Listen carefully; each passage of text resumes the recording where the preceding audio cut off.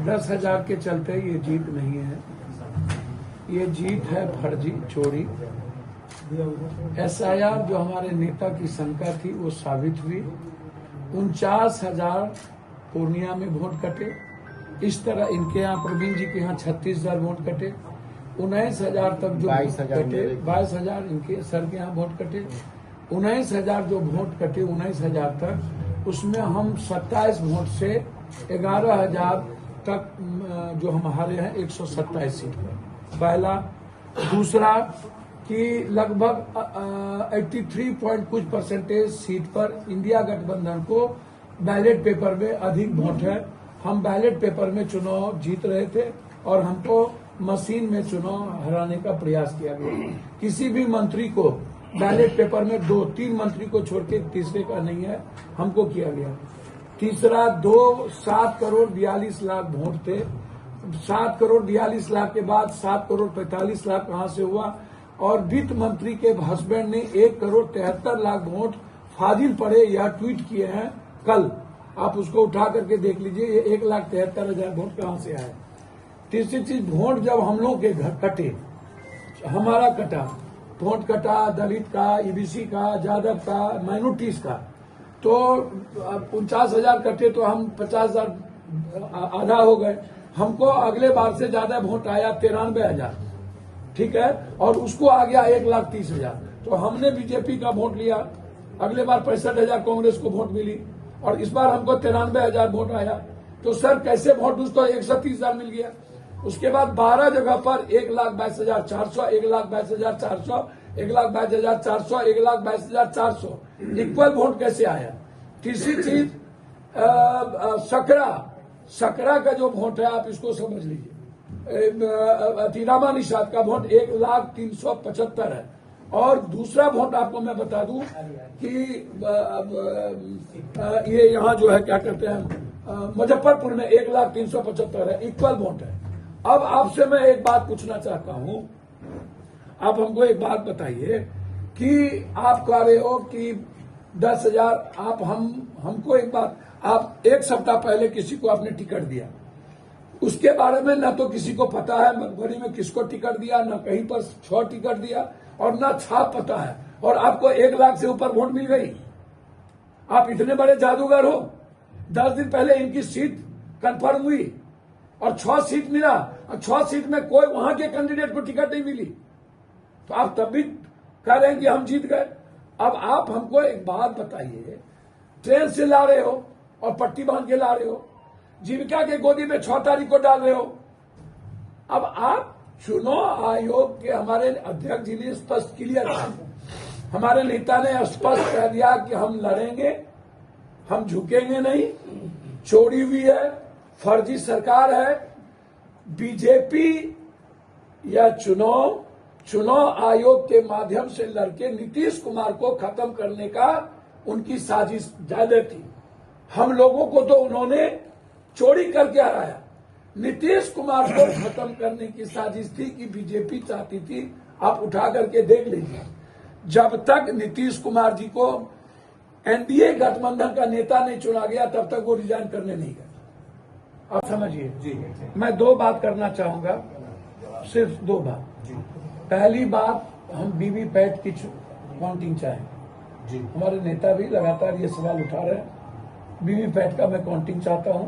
दूसरी बात, जो हमारे नेता के खिलाफ 172 आदमी ने चिट्ठी लिखा है, मैं उसकी पूरी संपत्ति की जांच चाहता हूं और वो लोग बीजेपी के दलाल कैसे रहे हैं, वो 172 आदमी, और किस तरह उन लोगों की साजिश बीजेपी के साथ कैसे रहा है।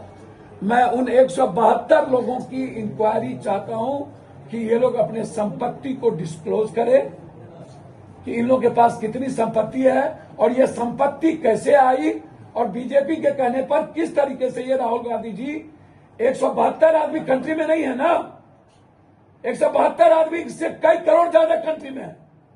37 करोड़ लोग कांग्रेस और राहुल गांधी की आइडियोलॉजी से जुड़े हुए हैं।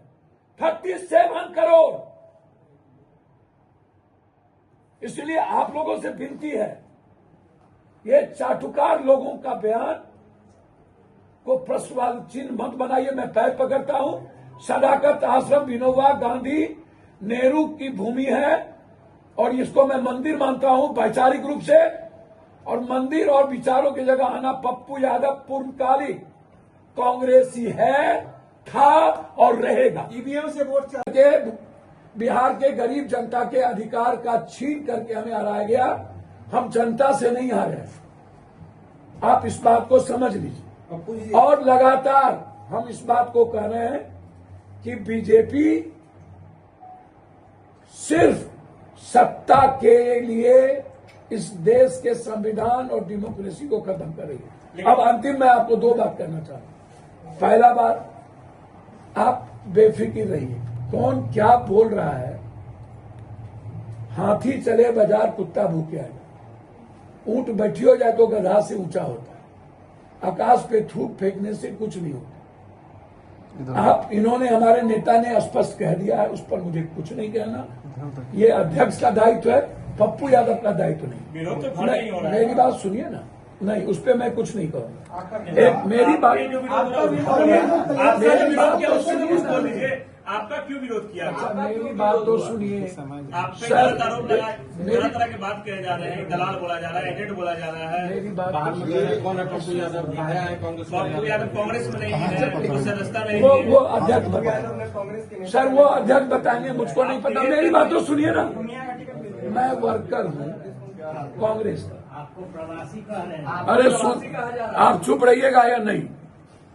मैं वर्कर हूं कांग्रेस का, राहुल गांधी और प्रियंका गांधी और कांग्रेस का सच्चा सिपाही हूं।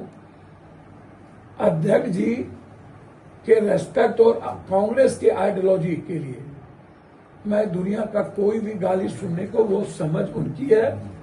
अब ना समझ आदमी, इधर देखिए आप, हमको ना समझ और जाहिल लोगों का जवाब पप्पू यादव नहीं देता है। दया के पात्र हैं, कृपा के पात्र हैं, और दया के पात्र आदमी का जवाब नहीं, मैं कांग्रेसी हूं या नहीं हूं, ये या तो हमारे अध्यक्ष जवाब देंगे या राहुल गांधी जी। हमें किसी की सर्टिफिकेट की जरूरत। कांग्रेस में है, जो लोग विरोध करें वो तो देखिए, ये पहले से आप लोग को पता है कि जो लोग जुड़ के मीडिया में बोल रहे हैं, सवाल तो ये उनसे पूछना चाहिए। नहीं, आप बताइए ना, है कि नहीं, ये बताइए, क्लियर कर दीजिए आप। मत कीजिए ना, पहले पूरी बात सुनिए। जो लोग पार्टी को कह रहे हैं कि हम बड़ी वफादार हैं, हमारे साथ अनजस्टिफिकेशन है, तो वो मीडिया में रह करके पार्टी के नेताओं और पार्टी की छवि खराब कर रहे हैं कि नहीं। तो पहले तो उनसे समाज पूछ लीजिए, जो लोग ये बात बोल रहे हैं कि हम जो है सवाल किए हैं कि आप पार्टी के हैं कि नहीं। यदि पार्टी के होता तो वो फोरम पर रह करके विरोध करता। रहा बात पप्पू जी, तो ये कांग्रेस के ये जो है विचारधारा से, हमारे नेता, दोनों नेताओं के विचारधारा से जुड़ चुके हैं। इनकी अपनी एक स्थान और महत्व है।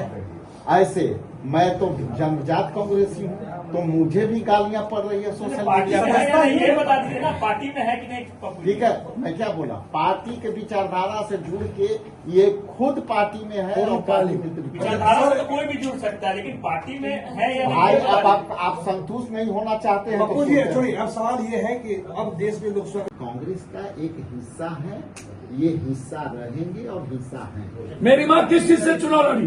कांग्रेस से। मेरी पत्नी किस चीज से चुनाव लड़ी? मेरे दादा और मेरे नाना फ्रीडम फाइटर थे और कांग्रेस मेंबर थे। मेरे नाना कामेश्वर मंडल कार्य समिति में।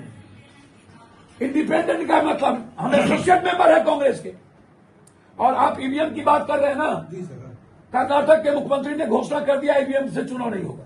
2028 के चुनाव नहीं, उन्होंने घोषणा कर दिया, पंचायत चुनाव का बैलेट पेपर पकड़ा।